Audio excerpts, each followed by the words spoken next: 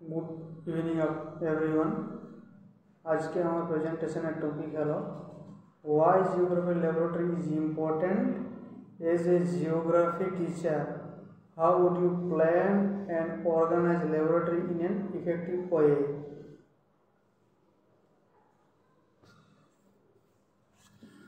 तो प्रथम আমরা জেনে নেব যে জিওগ্রাফি ল্যাবরেটরি কেন ইম্পর্টেন্ট তা জানার আগে আমরা জানব যে জিওগ্রাফি বিষয়টি কি, এর জনক কে।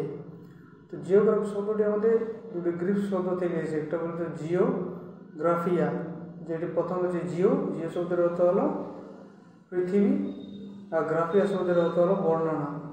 জিওগ্রাফি শব্দের অর্থ হলো পৃথিবীর বর্ণনা। পৃথিবীর বর্ণনা বলতে এখানে কি বোঝানো হচ্ছে যে পৃথিবীর ভূপৃষ্ঠে ঘটে যাওয়া বিভিন্ন কার্যকলাপ ও এছাড়াও একই পরিবেশের মধ্যে জীবজগৎ, প্রাণী ও মানুষ একত্রে কীভাবে বসবাস করছে এই নিয়ে আলোচনা করে। তো এই জিওগ্রাফিটির জনক হচ্ছে আমরা প্রাচীনকাল থেকে জেনে এসেছি যে এরাটোস্থেনিস। তার অনন্য ও অনকৃত অবদান রয়েছে এই জিওগ্রাফির ক্ষেত্রে। তো আমরা প্রথমে জানি জিওগ্রাফি কি। জিওগ্রাফি হচ্ছে scientific study of earth surface, যেটি কী করছে আমাদের আর্থ সারফেস নিয়ে সায়েন্টিফিক স্টাডি করে, যে এখানে কি যে পৃথিবীর গঠন ও পৃথিবীর মহাকাশ ও পৃথিবীর আলোচনা সম্বন্ধে করে থাকে। এখানে একই পরিবেশের মধ্যে একই বসবাস করছে মানুষ, সেই সম্বন্ধে আলোচনা করে থাকে। তাহলে প্রথম জানছি ল্যাবরেটরি কি। ল্যাবরেটরি হচ্ছে যে জিওগ্রাফির একটি অঙ্গম হিসাবে কাজ করেছে। কি যে মানুষের যেমন প্রতিটি অঙ্গের আলাদা আলাদা কাজ রয়েছে, সেভাবে জিওগ্রাফি ল্যাবরেটরি একটি গুরুত্বপূর্ণ অঙ্গ হিসেবে কাজ করছে জিওগ্রাফি বিষয়ের ক্ষেত্রে। কারণ যদি জিওগ্রাফি ল্যাবরেটরি না থাকে তাহলে কী হবে, শিক্ষার্থীরা একঘেয়েমি হয়ে পড়বে এবং শিক্ষাক্ষেত্রে অনেকটি পিছিয়ে থাকবে। শিক্ষা গ্রহণের ক্ষেত্রে তাদের তুলনামূলক কম শিক্ষণীয় বিষয় হিসেবে দেখা দেবে। Need of geography laboratory. তো জিওগ্রাফি ল্যাবরেটরি আমার প্রয়োজনীয়তা কি? Practical theory. কী হচ্ছে প্র্যাকটিক্যাল থিওরি বোঝার জন্য আমাদের জিওগ্রাফি ল্যাবরেটরির প্রয়োজন। কীভাবে যে কী সারাদিন একটি ক্লাস আমাদের করা হয় শিক্ষার্থীদের, তো শিক্ষার্থীরা সারাদিন একঘেয়েমি বক্তৃতা শুনতে বা ক্লাসের লেকচার মেথড শুনতে তারা বোর হয়ে পড়ে। এই একঘেয়েমিটা দূর করার জন্য আমাদের প্র্যাকটিক্যাল থিওরি জিওগ্রাফি ল্যাবরেটরির প্রয়োজন। বলতে আমরা দেখবো যে পৃথিবীর অভ্যন্তরীণ গঠন আমরা পড়লাম, কেন্দ্রমণ্ডল, গুরুমণ্ডল ও ভূত্বক।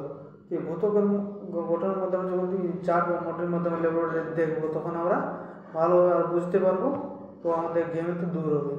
দুই হচ্ছে বেটার আন্ডারস্ট্যান্ডিং।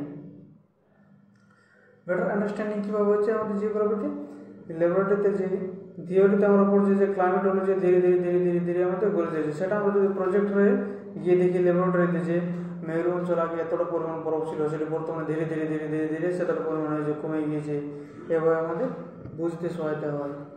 তিন হচ্ছে যে আমাদের হিমালয় পর্বতমালা আছে, তো হিমালয় পর্বতমালা কী হবে, যে আমরা জানি হিমালয় পর্বতমালা রয়েছে, সেখানে বরফের পরিমাণও পাওয়া যায় কিছুটি, তো সেটা কী আমাদের ধীরে ধীরে মরুভূমিতে পরিণত হবে। কীভাবে যে আফ্রিকার একটি অংশ ধীরে ধীরে ফাটতে শুরু করছে, যেটি আমাদের হিমালয় পর্বতে আছে ধাক্কা খাওয়াবে আর জড়িত হবে, তার ফলস্বরূপ আমাদের জম্মু কাশ্মীর, হিমাচল প্রদেশ একটি মরুভূমিতে পরিণত হবে। এবার তৃতীয় নম্বর হচ্ছে আমাদের ডাটা অ্যানালিসিস। কী করে প্রয়োজনীয়তা, যে আমরা ধরুন প্রাইমারি সার্ভে করে কোনো স্থানে গিয়ে যে ধরুন যেমন পুরুলিয়ার বাসিন্দা, পুরুলিয়ার ছেলেমেয়েরা কী করছে, যাতে 1 ব্লকের সেন্সাস ডাটা তুলবে এবং আর স্টান্টিং ওয়াস্টিং বা মেলিনিউট্রিশন ক্যালকুলেশন করতে কী করে, তারা প্রথমে একটি ফরম্যাট করবে কোয়েশ্চেন সেট। সেই কোয়েশ্চেন সেটের মধ্যে দিয়ে তারা কিছু প্রশ্নোত্তর তুলবে ও প্রশ্নোত্তর তোলার মাধ্যমে সেগুলো কী করে জিওগ্রাফি ল্যাবে এসে সফটওয়্যার মাধ্যমে, স্ট্যাটাস সফটওয়্যারের মাধ্যমে সেগুলি অ্যানালাইজ করার পরে কিউজিএসের ম্যাপের মাধ্যমে দেখে দেবে যে কোন এলাকাতে কতটা স্ট্যান্ডিং ওয়াস্টিং আন্ডার ওয়েট রয়েছে। এভাবে একটা ডাটা অ্যানালিসিস করা হয়। এছাড়াও রয়েছে স্যাটেলাইট ইমেজ, যে আমাদের এরিয়াল ফটোগ্রাফ রয়েছে বা জিআইএস রয়েছে বা রিমোট সেন্সিং রয়েছে, সেগুলি কী করছে যে এরিয়াল ফটোগ্রাফ অনেক তোলা হয় আমাদের, যে সেগুলি কী করেছে কোনো স্থানের যে বনভূমি কতটা, কৃষিভাগ কতটা, অন্যান্য কার্যকলাপ কত রয়েছে সে সম্বন্ধে আলোচনা করার জন্য সেটা আমাদের কী করা হয়েছে জিওগ্রাফি কিউজিএস সফটওয়্যারের মাধ্যমে। প্রথমে ইমেজ থেকে যে স্যাটেলাইট ইমেজ থেকে তোলা হয় সেটা বোঝা যায় না, কিন্তু পরবর্তীকালে যখন সেটা আমরা কিউজিএসে সফটওয়্যারে ডেভেলপ করি এবং বার করে তখন বোঝা যায় যে কোন এলাকাতে কতটা কৃষি জমি, কতটা গাছ আবাদ, কতটা বনভূমি রয়েছে এসব সম্বন্ধে। এবার হচ্ছে এনভায়রনমেন্টাল অ্যাওয়ারনেস। কীভাবে এনভায়রনমেন্টাল অ্যাওয়ারনেস করছে যেগুলো ল্যাবরেটরিতে, যে স্টুডেন্টদের দেওয়া হলো যে তোমরা কোনো একটি স্থানে পপুলেশন ডাটা এয়ার পলিউশন সম্বন্ধে অ্যানালিসিস করো। তারা দেখতে পেলো যে বর্তমানে দিল্লিতে পলিউশনের পরিমাণ বেড়ে গিয়েছে। তারা কী করেছে, পলিউশনের সঙ্গে তারা নিজেদের মধ্যে সচেতন হয়েছে যে না এই কারণে আমাদের পলিউশন হচ্ছে, এই গাড়ি 15 বছর পুরানো বেশি গাড়ি চালে যানবাহন করার ফলে কার্বন ডাইঅক্সাইড বেশি পরিমাণে নির্গত হচ্ছে। এছাড়া অন্যান্য কারণে অ্যাওয়ারনেস করা হবে, পরিবেশ সচেতন হয়ে পড়বে। ইম্পর্টেন্স অফ জিওগ্রাফি ল্যাবরেটরি বলছে হোয়াট উইল বি স্টাডিং। আমরা কী বলি জিওগ্রাফির মধ্যে সাধারণত আমরা পৃথিবীতে বলি অ্যাটমসফিয়ার, লিথোস্ফিয়ার, হাইড্রোস্ফিয়ার আর বায়োস্ফিয়ার নিয়ে আমরা আলোচনা করেছি। সেগুলি আমরা যদি প্র্যাকটিক্যাল ক্লাসে ল্যাবরেটরিতে গিয়ে আরও ভালোভাবে বুঝি তাহলে আমাদের আরও ভালো ও সুবিধাজনক হবে।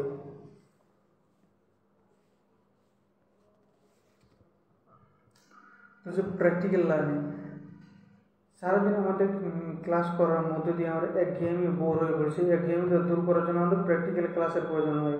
আর প্র্যাকটিক্যাল ক্লাসে অভিজ্ঞতার মাধ্যমে আমরা বেশি শিখতে পারি, বেশি মনে থাকে, কেন ভিজুয়াল আর অডিও দুটোই হয়।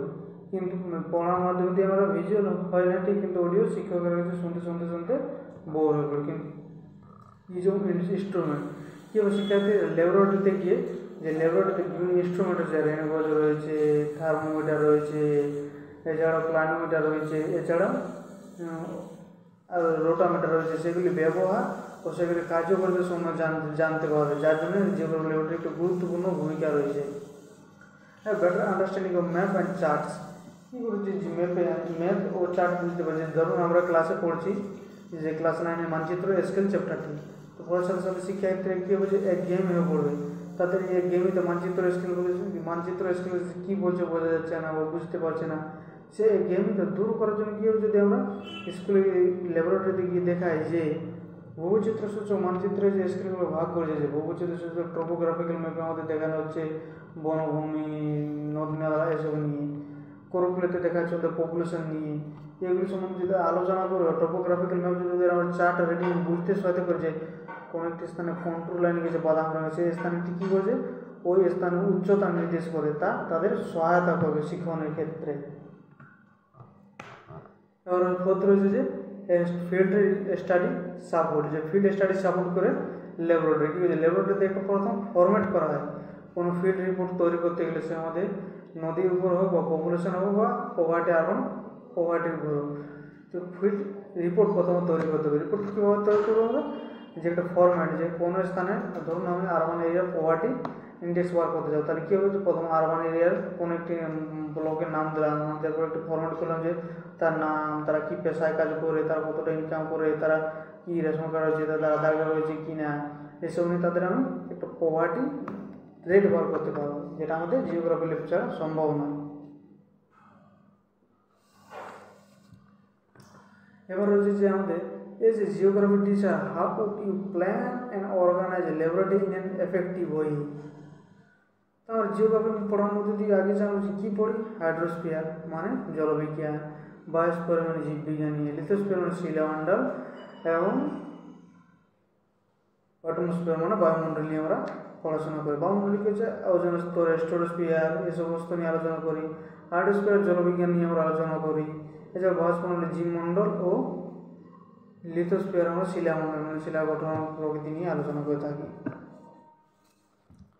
তো প্রথম জিওগ্রাফি টিচারের মধ্যে একটি সংরক্ষণশীল ও সুসংগঠিত ল্যাবরেটরি গঠন করার ক্ষেত্রে আমার ভূমিকা বা করণীয় কর্তব্য, প্রথমে একটি সঠিক রুম গ্রহণ করবো। কী হয়েছে, এই রুমটি হবে এমন একটি শ্রেণীকক্ষ যেখানে আলো, বাতাস ও বৃষ্টি পড়লে বৃষ্টির জল দূর থেকে দেখা যায়, বদ্ধ নয়। যেমন হয়তো আমাদের স্কুল বা কলেজে 3 তলা বিল্ডিং রয়েছে, তার মধ্যে আমরা হয়তো কোনো মাঝের রুম নিয়ে নেবো না যেটা অন্ধকারে ভর্তি।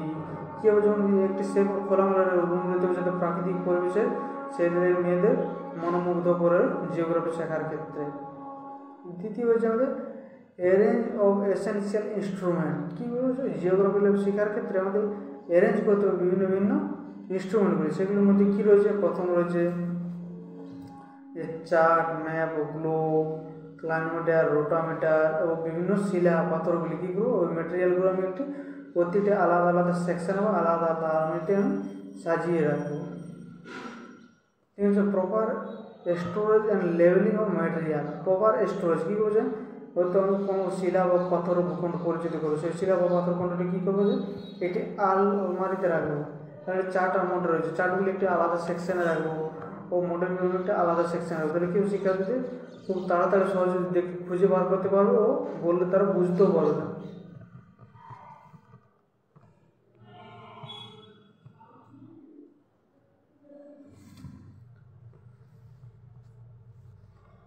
এবার হচ্ছে activity based planning according to syllabus. সিলেবাসে আমার অ্যাক্টিভিটি বেসড প্ল্যানিং করবো কীভাবে, ধরুন আমাদের সিলেবাসে রয়েছে পৃথিবীর অস্তিত্ব, সেখানে রয়েছে ভূমিকম্প, অগ্নুৎপাত।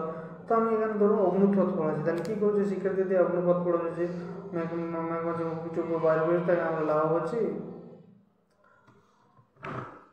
সে লাভের মধ্যে দিয়ে কী হচ্ছে আমাদের ছায়, ভস্ম ইত্যাদি বার হচ্ছে এবং তারা কী বুঝতে পারবে না, তাহলে কি যে কেউ মডেল ব্যবহার করবে। মডেল কী হচ্ছে, মডেলের মধ্যে ম্যাগমা প্রকোষ্ঠের ছবি আঁকা থাকবে, তার সাথে লাভা ভস্মের প্রকোষ্ঠ দেখবে বা সায়েন্স প্রজেক্টের মধ্যে যে সুইচ তাহলে কীভাবে বের হচ্ছে, তারা আরও ভালো বুঝতে পারবে, তাদের সিলেবাসকে আরও আকর্ষণীয় করে তুলবে তাদের পড়াটার মধ্যে।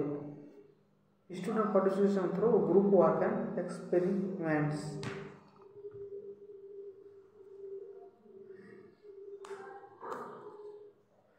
শিক্ষার্থীদের কোলাবোরেটিভ লার্নিং করাতে হবে। এবার পিয়ার টিউটোরিং কী হতো, যে অনেক শিক্ষার্থী রয়েছে যে একা একা দিলে কী হবে, তারা মন দিয়ে করবে না বা দেখতে যাবে এই কী করছে বুঝতে হবে। তো আমি গ্রুপে ওয়ার্ক দিলাম যে বর্তমানে যে আমাদের উত্তরাখণ্ড ও পশ্চিমবঙ্গে এই উত্তরাখণ্ড এবং পাঞ্জাবের যে বন্যা হলো, এটি কী কারণ, তোমরা একটা জিওগ্রাফি বা কোন নদীর ফলে হয়েছে, তাহলে তোমরা একটা কিউজিএস সফটওয়্যার মাধ্যমে একটি ব্যবহার করে থিমেটিক ম্যাপ ডাউনলোড করে বের করো।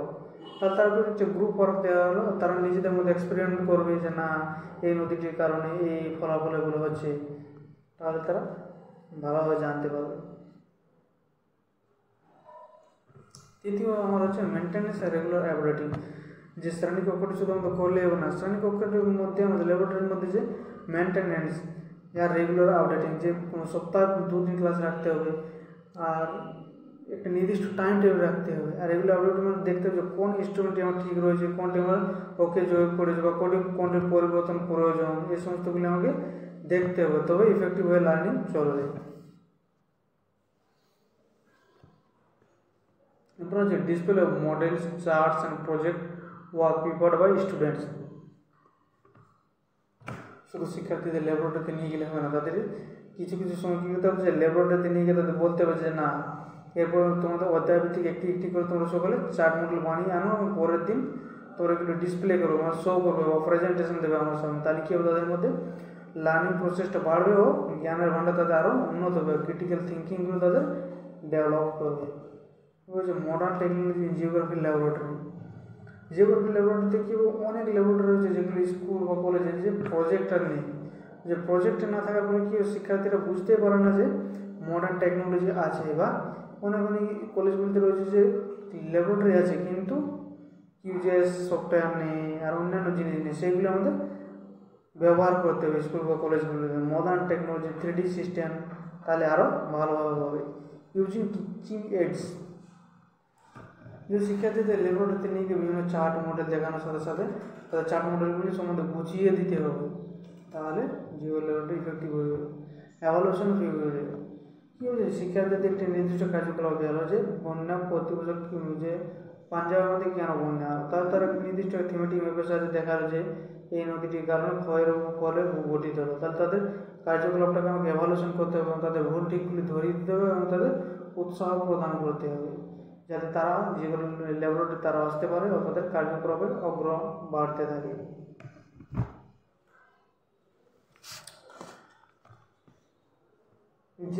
যে সর্বশেষে বলা যায় যে জিওগ্রাফি ল্যাবরেটরি হচ্ছে জিওগ্রাফির একটি অংশ, যেটি না থাকলে শিক্ষার্থীরা কার্যকারে অংশগ্রহণ করতে পারবে না।